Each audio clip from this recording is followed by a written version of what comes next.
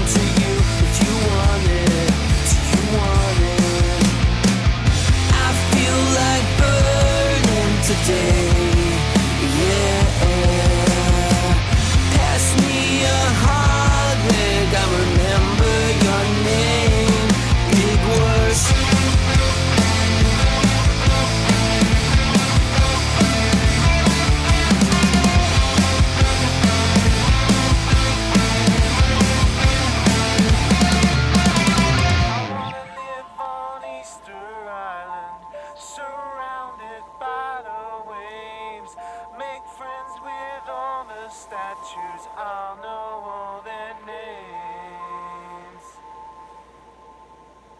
I woke up in the morning of a new day and I felt... I've been playing guitar since I was a teenager. I'd probably say about maybe 14, 15 years old. I started playing just in my room, playing Muse covers.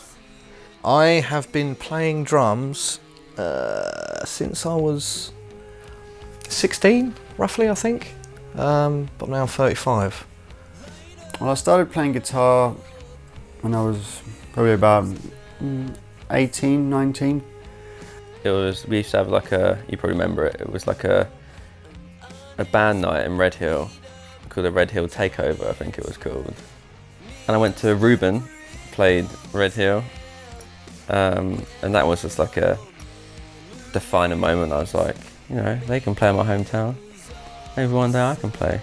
What inspired me to start was just my favourite bands. You know, when I was a kid, I used to listen to Nirvana and AC/DC, and I just saw them playing guitar and I just loved it. I loved watching it. And then as soon as I picked up a guitar and I learned how to play a power chord, that was it. I realised I could play all the songs on Dookie, I could play all the songs on Smells Like Teen Spirit, Nevermind. So I was obsessed.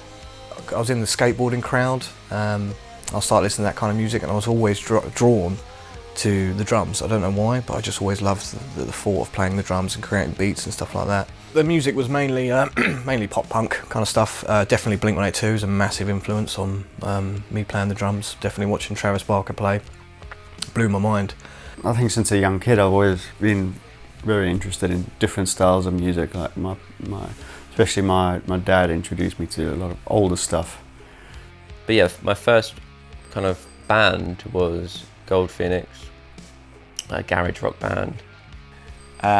The man behind the camera, Daniel Blanchard, we started a band called We Come First, and that was kind of like a Ramones core punk band. And we played gigs, and that was pretty full on, to be fair. We did that for quite a while.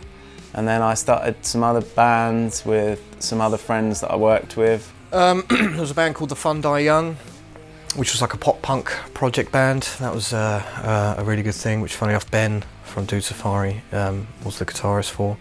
And then one night I saw Jamie playing with Gold Phoenix with Ed. They didn't have a bassist at the time. I asked them, do you want a bass player? And they were like, well, we're not really sure. We just sort of started up as a joke, really. And we started getting some gigs and then started getting a bit more serious. And then just before lockdown hit, I think we sort of realised that I think Gold Phoenix has run its course and passion wasn't really there anymore. Me and Fred were just come out of our old band and we were like, let's do something a bit more catchy but still quite heavy, like a grunge band maybe. It's always been a thing where it's like Dude Safari 8 years ago was like a cool name idea, but nothing was ever kind of like what do a band. Maybe a demo was recorded like 6 years ago. Fast forward sort of like 7 years, in the lockdown, in the pandemic, we just decided that now was the time. We weren't really playing in other bands at the time. And we were like, let's just write some stuff. We've got time now at home. We've all got the means to record ourselves at home. Let's just put some demos together. I listened to it and it was really good. And I heard rumours through the grapevine that they were looking for a drummer. We're looking for a drummer once lockdown unseized rather. On my birthday, I went to the pub with loads of people, and Ben turned up to my birthday, and he was there. And about halfway through, he just turned to me and said, he goes, "Oh, Chris, Dude Safari, we're thinking about putting on a couple of gigs soon, but we haven't got a drummer. Would you be able to fill in for some gigs?" And I was just like, playing it cool. I was just like, yeah, if I've got time, mate, you have to let me know and all this stuff. We hadn't played a gig, but we'd put almost 5 songs into the world, and they'd actually been received quite well from people. They got put on Spotify editorial playlists, and people seemed to be really enjoying them. How good Doom and Bloom did, I don't think we were expecting that. And it got put on some good playlists and got some, still, a high streaming one. So I think that kind of made our year. We were very happy with that. We tried getting some press and stuff, and there's a lot of work behind the scenes. As I said, we do all the PR ourselves, so like... Jamie has this knack of reaching out to the right people as well and getting in there. And he works wonders with making connections with people, which is really good. I remember getting the email address for the head of Spotify and just asking a question. Like, it was just a question about like a news article that they'd been in. They replied afterwards going, "By the way, your single's going to be on the New Noise playlist," which was insane for us. Like when I first got the email address, I was just like, what? Like, I was like overjoyed, like majorly overjoyed. Yeah, so we played, our first show was a couple months ago, I think, a few months ago. The first gig was actually really good, enjoyable gig in Brighton. Yes, that was Brighton. Yeah, it was weird because we'd only been in the practice room 4 times before that. Even though we had like 7 songs out, I think, 6 or 7 songs out. I'm enjoying it. It's nice to get out in front of people. But then again, it's we can't bring a lot of people, even though sometimes people think we can bring a lot of people due to our like streams and shiz. It wasn't until the last gig we played which I felt everything just clicked into place. We played the Reigate Festival and there was people there and they seemed to be enjoying it, and that's what it's all about. It's all about getting in front of people, and when you get a reaction from the crowd and you can feel their energy, that just pumps you up even more, and it's feeding off that energy, the energy of the people. That's what it's all about. I just hope that the tour can have more nights like that. Yeah, so we've got a tour next weekend from Thursday onwards. I'm just looking forward to seeing people at shows, even if someone's never heard us before, and if it turns out that one person from the 3 or 4 shows we play likes us after not knowing us, that's all that really cares. I don't really care about. Or, we've got loads of merch for this tour, so if someone buys a t-shirt and it pays for like 5 miles of the journey to the next one, that's success for me. Like, I just want to play in front of people. That's the main aim, is just to try and make more people hear of Dude Safari. And I'm sure, when you go on these tours and stuff, you meet other bands, you create connections and friendships. Hope the weather's good, because I want to get out there and work on my tan lines. I don't like to put too much expectations of it, I want this to be like the one that puts us on the scene. Don't think about it too much, just enjoy it, be in the moment, stay there. Don't think about the future or the past, just stay right in that. Each gig, each song as its own. With COVID going on, I'd stopped playing gigs definitely for two odd years before COVID, and I maybe went to 1 or 2 gigs a year. And when I was in lockdown, that was one thing that I realised, and I promised to myself, I was like, I'm going to go to more gigs when this is all over, because that was the thing that I missed the most. And getting to go on tour with my best mates and play music with them and watch bands, that's a blessing. And I'm getting really serious now, but it is.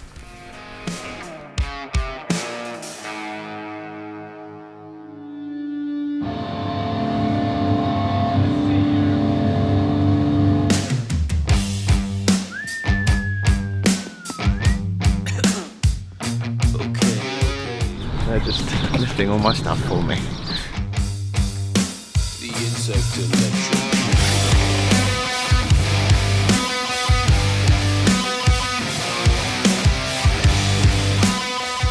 He's going to run the merch stand, so he's going to be selling all the merch. So he's selling the t-shirts, coasters, stickers, all that jazz. He's got his own card machine down here. Just got to swipe it in there.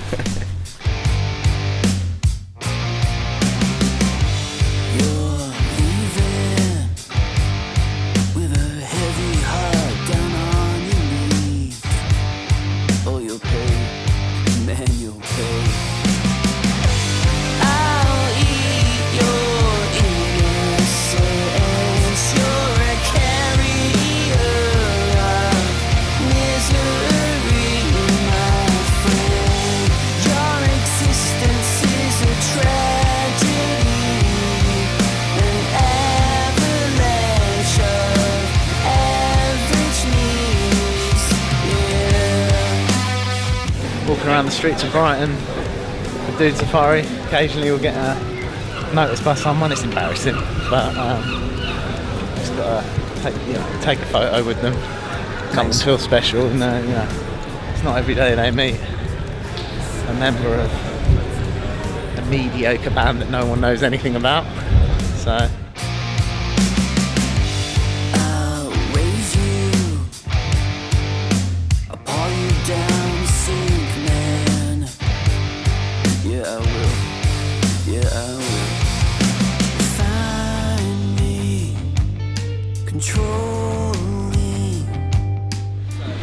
Providing they have the amps that we used here last time, the JCMs, then we'll be fine. Yeah, so they don't have the amps there that we thought they did. So we're now trying to sort of mix and match. We're going to have to use the main guy's Laney, I think it is, and Kittrig's Laney, thanks to Kittrig. And hopefully the other band that hasn't turned up yet is going to let us use one of their amps, and then we're going to have amps. Otherwise we're buggered. So I reckon it'll be alright. We'll be fine. We're going to go up there, we're going to do what we do, which is what we do when we do it, and we won't stop doing what we do when we do it. So, we're just going to do what we can do. We're going to give 110%. We're going to go out there, we're going to do it, and then Do we fucking do? Yeah.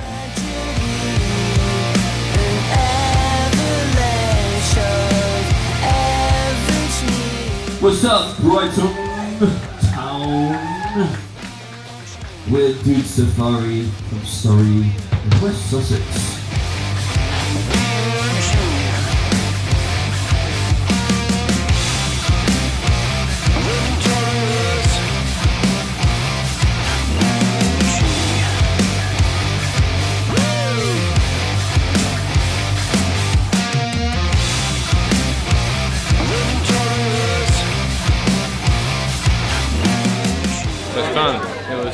Brighton is always a nice one, beach, sea, sun and air.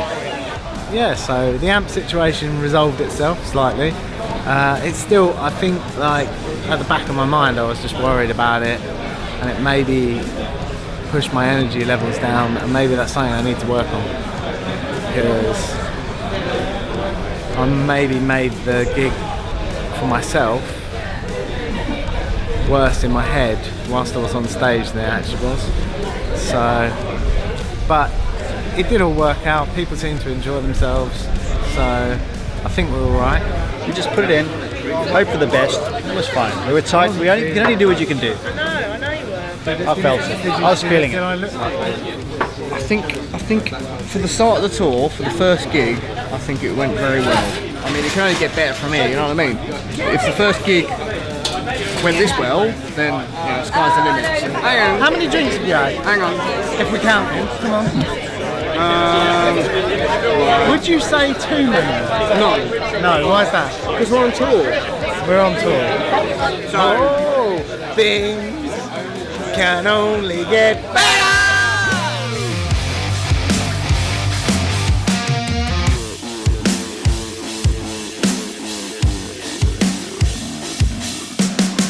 Thank you for watching us. We've been Good Safari.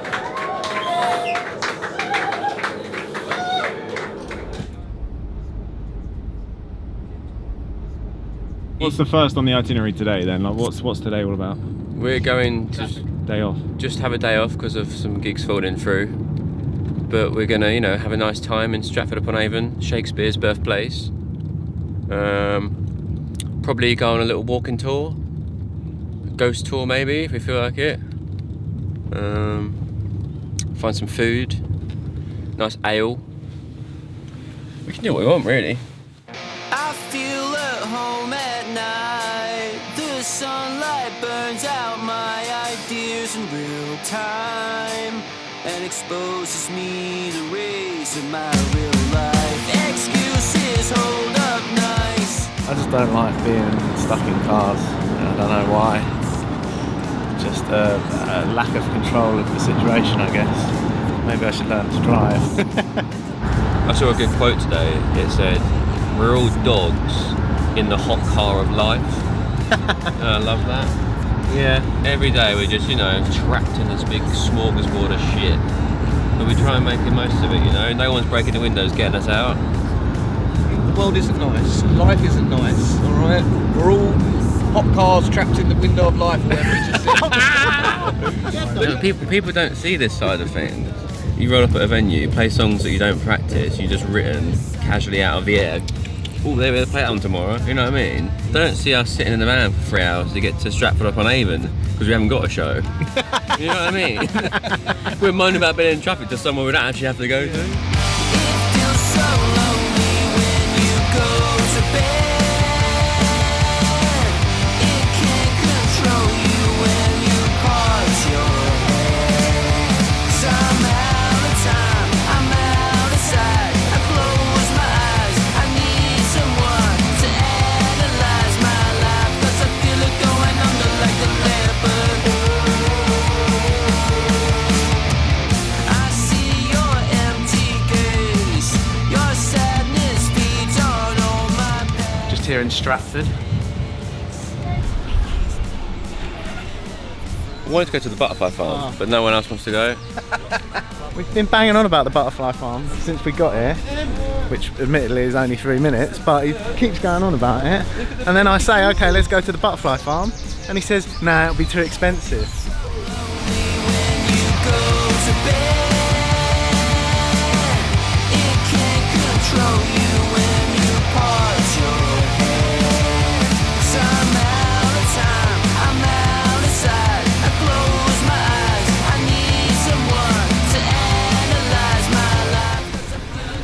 That spoons, hello. Ben's drinking his favourite beer, which I've taken him to. You heard it here first, best beer in the world, mate. And apparently they're cancelling it, so cancel culture, mate.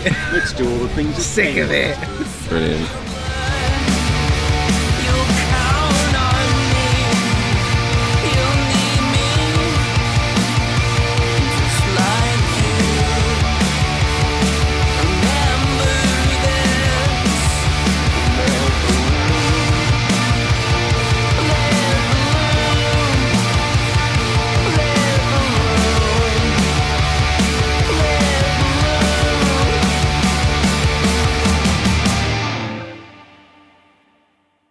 It's 8 o'clock, so what time did I wake up? I woke up about 7 and woke everyone else up because I'm like that.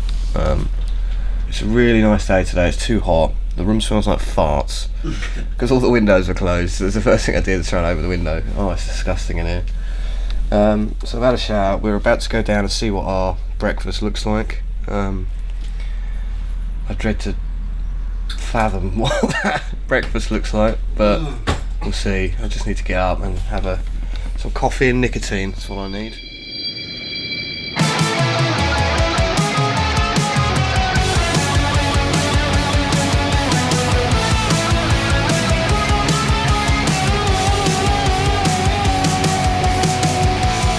I'm in the cornfields waiting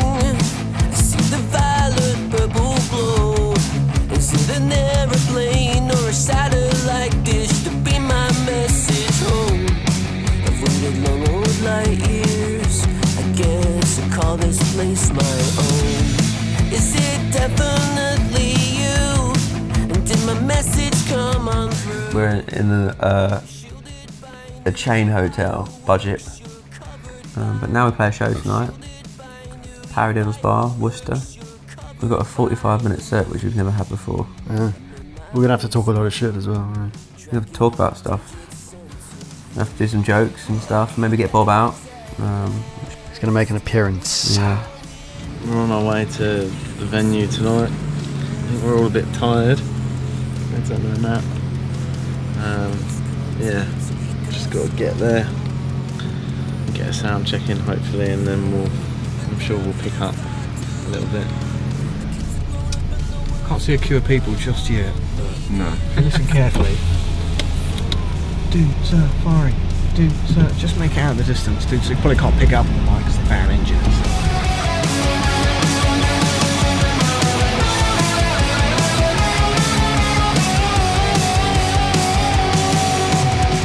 Bob Safari, it's down to Chris why we have Bob on tour, isn't it? Yeah. They met online. Yeah. He's doing alright. It's obviously his first time out the van since we've hit the road, so I think he's quite excited to get in there and start selling his wares, basically, doing his job, doing what he's paid to do. Isn't that right? Yeah. Is it definitely you? And did my message come on through? We're at a safe distance to communicate, perfecting in lagoons. My body's fizzing. Beam me up to you. Pack up your bags at last. We're going home. Maybe it's a UFO. Oh no, it's going to take us all home. Between me and you, we're all getting a little bit worried about Chris's relationship with Bob, because he's been spending a lot of time with Bob. And the other day, I tried to take him away for a bit. He got really emotional, really defensive, and really angry. So we're just going to try. We might have to have an intervention because he's got a bit of an odd relationship with that doll. I'm sitting out here, and from where I can see Bob. He's in the window there. Suddenly he started moving, and I thought he came to life for a second. Turns out the guys were just moving him to position him better to get the drum kit in. But for a second, I thought he came to life.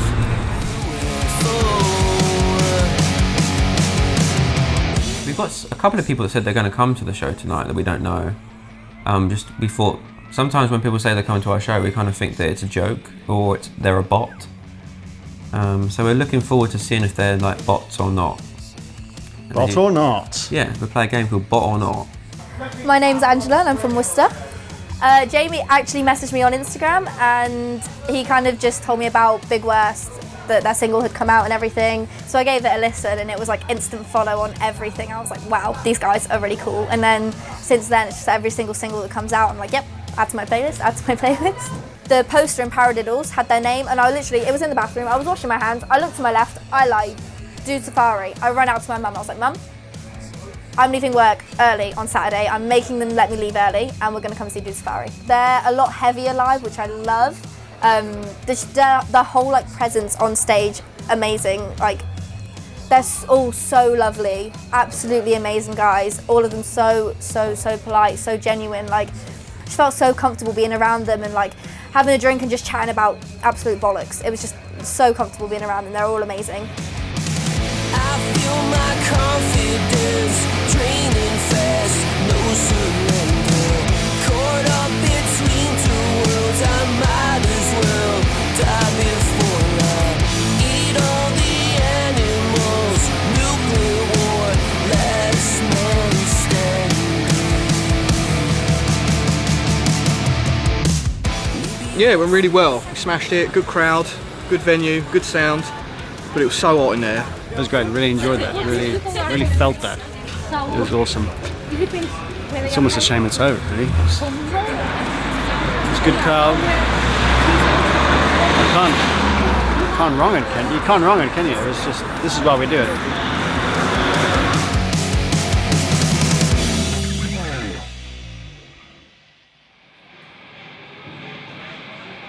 All I can see is a drum just sliding around. It's like It's so slidey. Okay. Let's just try and play the last song and then we'll dismantle into drinking some heavy liquor.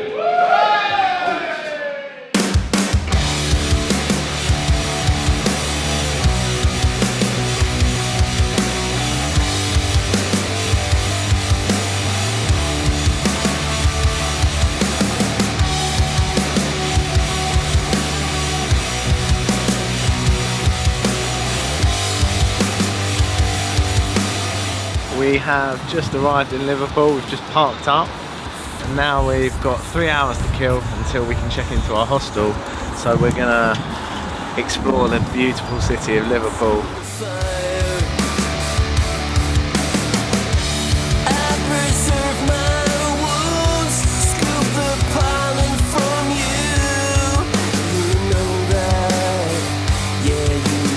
We're at the hostel, we're just about to check in. We're a fan of the Beatles, this is the place to be. You a fan of the Beatles, Ben? Yeah? Do you want to go to the Beatles Museum? Yeah? Okay. We're not going to the Beatles Museum, we ain't got time for that. We're going to go pick up the van, go to the venue, and then set up, sound check, and get ready for tonight.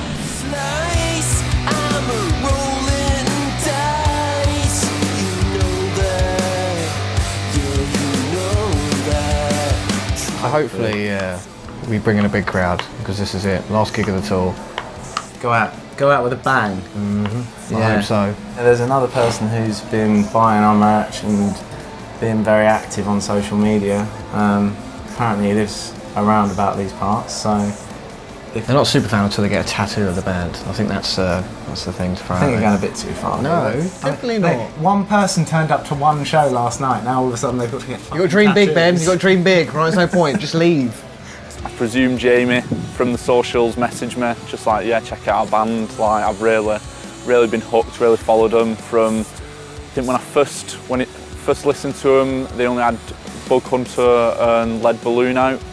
Every single single they release, it just sounds more and more like refined, more and more the way they're produced and the sound and the lyrics and whatever, they just seem to be getting better and better and better, and it just excites me for the singles that are to come. Like, it's bold to say that, yeah, they can be like a massive like grunge, punk, whatever genre they label themselves currently. It's like, I just want them to see them at like festivals so that it can put them out there and more people can see them, because like I've been to festivals and I found some bands that like I still listen to now from like 4 or 5 years ago, and I've no doubt that they'll play a festival and the listeners will just influx and they'll just get bigger and bigger. And no, it was good meeting them. Like, they're all really down to earth, like, yeah, just really cool guys, and seeing that now as well, it just makes me want them to achieve a lot more than I wanted them to before.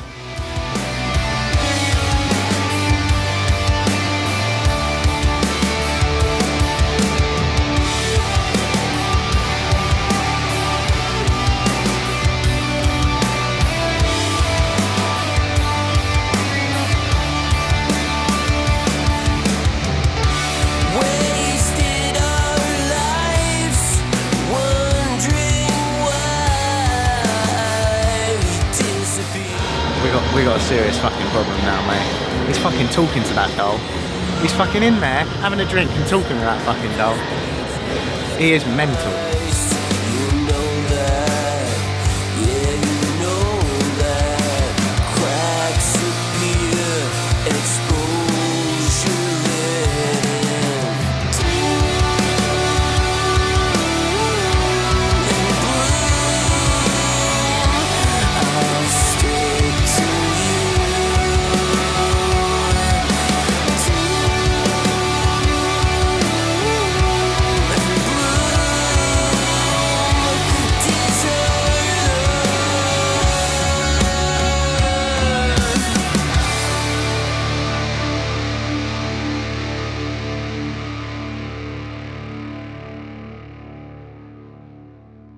And that was the shittest gig I've ever played for Dude Safari. 100%, hands down, that is the shittest gig, because half the bass drum wasn't there. and it really fucked me off because I couldn't get into it. I couldn't enjoy myself because I was 100% concentrating on that. I was trying to catch. It was weird sound though. Yeah. Really. Yeah, I get what you're saying. So this was the gig that I was most looking forward to.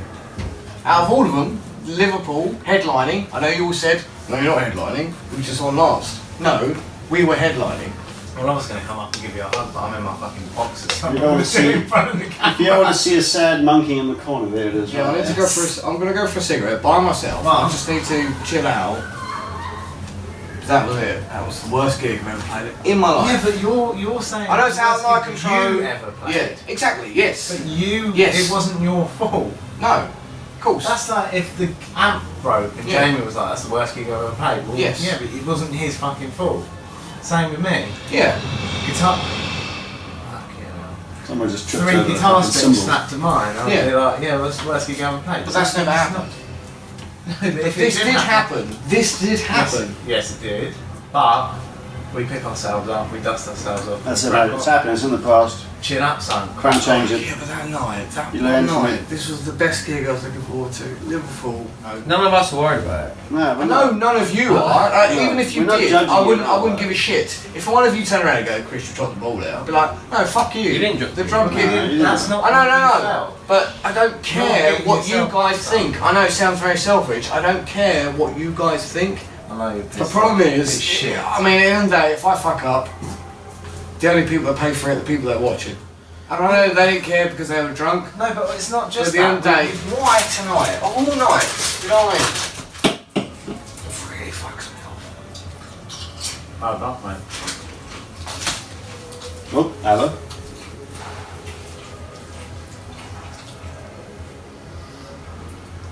Sweetheart, I've got really fucking stupidly hairy nipples. He's trying to be sappy. I mean, it's almost a freak show. Look at it. It's disgusting. Look at that. That is a fucking shit show. And the other one's like, You took the shot. Black out on the couch sometimes. But don't I just sing you this song? But maybe it's me inside this bubble of opportunity. This following needs a second guess, but I want souls to taste. Oh, hello. I'm feeling at the moment I'm tired. My back hurts. My body's out of whack. But I had a lot of fun. Driving home from Liverpool, back to Surrey and Sussex. And yeah, it's come down after the lovely heightened atmospheric weekend we've had, haven't we? And now we're just going, oh, it's been nice, isn't it? It's been nice. Now we're just going back to the old grind. Back to normal life.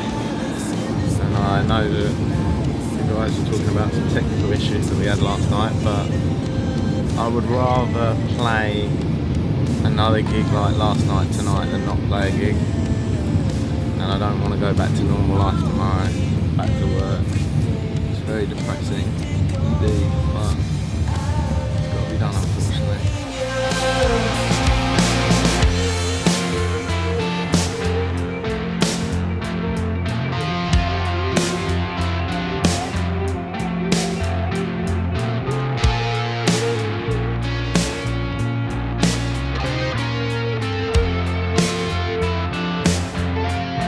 Got lost in some rain, fell on tiptoe down, and it long. So we're back now, back from the old, grind of tour.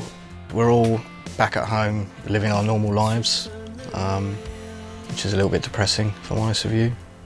When you're doing it, you don't quite realise how much fun you're having because you're just going through it. And then when you get back to normal life, you're like, you miss it a lot. It was probably one of the best weekends of my life. Yeah, it's so hard to put into words. It was just one of those moments in life that I'll probably never forget. But it was just so good for the laughs. I mean, us lot together. Honestly, I haven't laughed that much in my life. We just were laughing the whole time. We had real good fun. Always the easiest thing with tour is having a laugh. You always find a laugh somewhere, even if it's a stressful situation or someone's annoyed or something. The easiest thing to do is always make someone laugh or find the funny thing, because it can be hard and it can be tiring. You're out of your comfort zone, you're out of your routine, you miss people back home.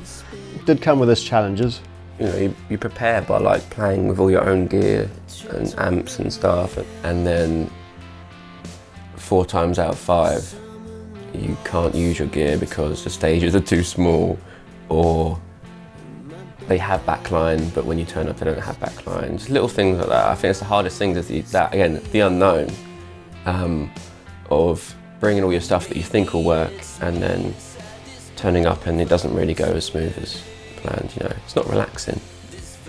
All the gigs were absolutely amazing. I did have one bad one in the Liverpool gig, and it really annoyed me and I got so angry. I did sound check, it was fine. All the other bands went to play, and then when I got up to the kit, the bass drum was for some reason suddenly decided to slide away from me, which has got the rack tom attached to it, so pretty much most of the kit was drifting away from me. And also, the bass drum had a little sticky thing on it, so the beater kept getting stuck to the actual skin of the drum. So it's like the opening of Godzilla, that big huge bass drum, it didn't work, and I got very angry. The only reason I got angry, even looking back now, I was just like, it's because it was our last gig. It was in Liverpool, which was such a great place, and there were so many people there to watch us and stuff like that. And you know, it's not fair on the people that paid the tickets and come to see us and travelled so far away to come and see us play just for a technical issue to ruin the whole gig, for me anyway. But yeah, that really did get to me, and there was a couple of hours after it, which I'm sure there's plenty of footage of me getting a little bit angry. I'm over it now, sort of, but yeah, that was the one thing that really hurt me, especially on that night, the last night of the gig, the last night of the tour. When it affects your performance, like especially the last night of the tour, I think his drum kit was moving around all over the place, and I think like it's just them little things can really stick with you and like, ruin your evening. Those little things, you know. It was the last gig and everything's been going so well, and you get to the last one, you get that last, you know, it's almost like, bit of a damn squid on the end, isn't it? And Ben has a thing with being stuck in traffic, which we all found out too, which he made very clear in the van. So we got stuck in traffic on the way home, and yeah, he lost it a little bit because he doesn't like being stuck in traffic. We're stuck in traffic. I fucking hate traffic. I'm angry. I'm fed up. That's the update. It's been on about an hour and 30 minutes. It's been on about an hour and 30 minutes. It's been on an hour and 30 minutes for fucking 40 minutes. How many biscuits? How can that make any sense? How many biscuits have you The eaten numbers today? are not changing. What is going on? Oh my god. I'm not very good with like not being in control of situations, so I don't like traffic, I don't like being in cars. It causes me a bit of anxiety, so I would say there was a lot of times when in the travelling process that I maybe could stress out a little bit. But you know, so that was a bit tricky. Jamie's so easygoing and chilled. Even though he might be annoyed about something, he won't show it. He did have a little weird thing before Liverpool. I don't know if he was just nervous because it was such a big gig. Ben tried to mosh with Jamie and Jamie didn't like it and told him to stop. Waiting around all day to play a show, tired, hungover probably, and then like having to speak to loads of people and then entertain people. It's very tiring. Like, I love seeing people and speaking to people, but having to be someone else on stage, like playing to people, you can't just talk about like normal things. Everyone has them things that like they you know, the little routines that they get used to in their normal routine, you know. Like, I think that when you're pushed into a place, especially like in a van, I think it's, you know, there's all sorts of things that could be worries, but at the end of the day, like, I don't think anyone would change it. I think we would quite happy to go out for longer, you know, and still have these things, because, you know, if everything was so smooth sailing, it'd be a bit boring, wouldn't it? I learnt from spending that small amount of time together that we can be in a band and we can tour together. There's not many heads clashing, and we all have a laugh. And if we do have a little bicker or a little argue, we're, you know, we can get over it quickly and just get on with the job in hand. I really hope Bob had a great time. Yeah, Bob. I mean, he had a rough tour. I think he had the roughest tour of all of us. He got 2 punctures. One's in his foot, which I managed to repair. He's got another puncture in him at the moment. I don't know where it is, and he won't let me have a look because he was a bit worried that I kept looking at his unmentionables. So now he's got this little kind of moo thing on. I'm not even sure how he got it. I just come home one day and he's wearing it, and I'm like, fair enough, mate. You know, you do you. Oh, we did get in an argument as well. He was running the merch stand, and I just went over because he couldn't get involved, and we were all drinking, having a good time. So I went over to see if he was all right. Started off all right, but then he was as angry as I was after the gig, but before the gig, he just wasn't. And I was just, yeah, we had a bit of a. We sorted it out. You know, we made up in the van and stuff like that, but.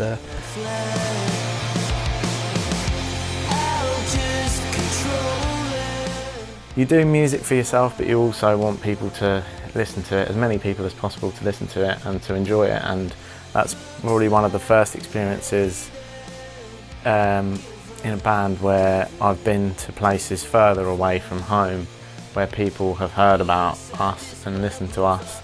It was Ange in Worcester and Matthew in Liverpool. It's very surprising to actually have proper fans like that are willing to go out their way just to come and see you, because we're still quite a small band, we've only been going a year. But to have these people that literally just want to go well out of their way just to come and see us play is such a good feeling. Yeah, you can't beat it. I think we were quite nervous as well because we're not used to that. People making that effort to come out to see us. It was just great to meet them and have a laugh with them, and we really appreciate their support. It's very lovely, and I hope they'll come to more of our shows. But we just need that on like a massive spectrum, and then we'll take over the world. But I'm happy with them two people being actual fans of our music. Well, tour maybe ever, but we got 5 guys to look forward to. So 5 Guys happened quite strangely. I thought they'd been hacked, to be honest, because I was at work and I got a notification saying 5 Guys have followed you on like Twitter and Instagram. I was like, what is this? We followed them back, and then they sent us a message saying, really love your stuff, we're going to add you to the playlist, the 5 Guys playlist. So if you go into a 5 Guys, you can hear Dude Safari music getting played randomly, not sure when. I think I messaged them as, oh, thank you for sponsoring us, or whatever, or not sponsoring us, rather. Thanks for putting us on your playlist. And then they were like, I was like, oh, we've got a tour coming up in England. And they were like, oh, cool, we'll get on touch with the England base and we'll send you some stuff. They sent us a massive box, and it had these like varsity jacket things, 5 Guys, we will see in the footage, because I'm wearing mine quite a lot because I love it, it's a great jacket. And then they gave us a £100 gift voucher for 5 Guys, which we didn't expect at all. It's awesome. Just knowing like one of our songs was played in all their stores is mental as it is, but just for them to send us some goodies and support us is, you know, it needs more things like that, to have these big boys and girls, you know, sort out some minnows in the pond, you know. But yeah, thank you 5 Guys. It was really, it was unexpected. But yeah, it was really good of them to support us for the tour and just give us loads of free stuff. We didn't really get to spend much time in 5 Guys on tour, just because routine of getting to places and stuff didn't really come into it. Anyway, we were like, cool, we'll have a big blowout, end of tour. Eat out at 5 Guys, use the voucher that they gave to us, and we'll wear our merch. So we all whacked our merch on. Walk in there, door opens, we're all in 5 Guys jackets. Everyone's looking at us going, who are these kids? Got up to the counter. Guy goes to scan the card, it doesn't work. Doesn't work. There's nothing they can do about it. So, not only did we look like plums all wearing the same fucking jacket, standing at the fucking counter, We then had the embarrassment of the vouchers not working. We got embarrassed, so they gave us another voucher. And yeah, hopefully we can use that one too. So. We didn't get our Five Guys that night. I wonder if we'll ever get our Five Guys.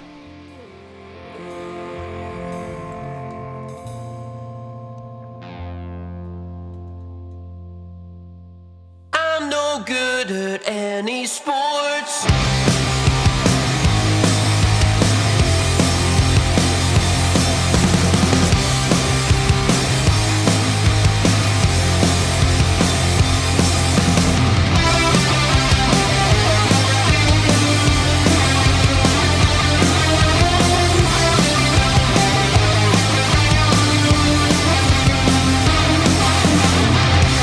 I've been up now for 6 whole years now.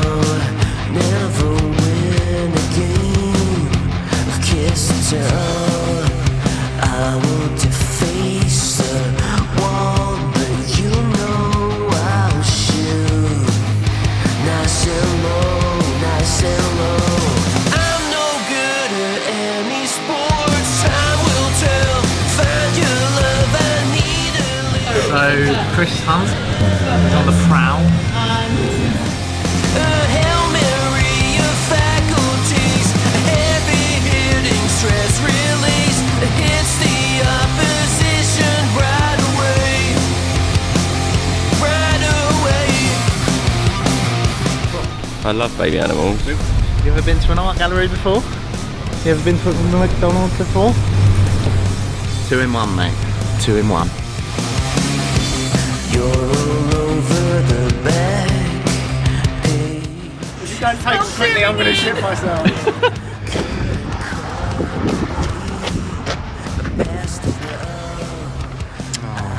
Look at them, all tuckered out.